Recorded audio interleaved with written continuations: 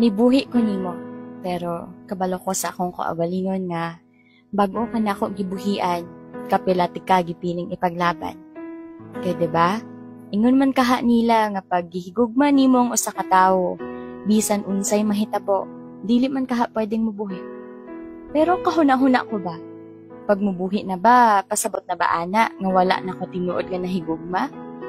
Basihan ba gyud sa tinuod nga gugma ang pagpakamartir sa usa ka tawo? Sayop na ba di ay nga pilion ang kaugalingon bago ang usa ka tawong dili man lang gani ko matagaan og importansya og saktong atensyon? Kinahanglan ba gyud magpakamartir una, bisan ang sukli ani akong kaugalingon na pud ang mawala? Tan-aw na ako, dili man sad. Dili man sayop ang pagpili sa akong kaugalingon, diba? Kay dili man sad kumubuhi nimo walay saktong rason. Nakamata lang ko sakit nga kamatuuran, maong bisan sakit ug lisod, gipili na lang tikang buhian. Nibuhi ko dili tungod kay wala na tika gihigugma. Sa tinuod lang, love pagani gihapon tika. Love pagyud gihapon kaayo tika. Pero tan-aw na ako dili sakto pa. Kaya alangan man og akong ipugos ang akong kaugalingon sa usa ka tawong dili ko kanunay mahatagan og importansya.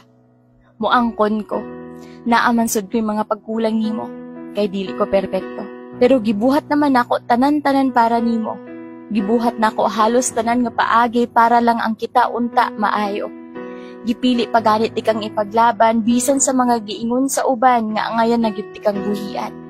Gipili na akong musalig sa gugma nimo, pero sayop ko. Kaya ang abihan nakong ang relasyon na kita ang nagsugod duha.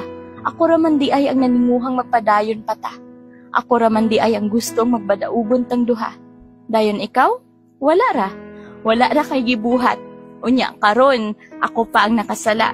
Ako pang sala kay nibuhi ko si imuha. Tubaga ra gud, unsaon man kintahay tika ipaglaban kung ikaw ra mismo ang gatulod nako papalayo. Kapila nako sigig ingon nimo sa una nga gikapoy nako. Namasin nga basen di ay karon, ikaw na sadang magdala sa relasyon nato. Pero naa ba kay gibuhat? Wala, 'di ba? Gikinahanglan tika pero wala ka.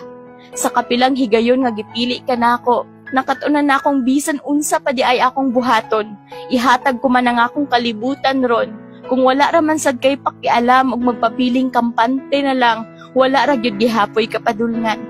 Gusto ra na nako mahibal-an nimo nga bag-o ko ni abot aning desisyona nga buhian ka. Kadaghan na akong gisulayan nga gunitan paghihapon ka. Pero ikaw mismo ang murag gusto nang mabuhi. Dili na nako kayang mugukod, ug dili na nako kayang gunitan kag usog. Mao nga bisan og sakit ang buhian ka.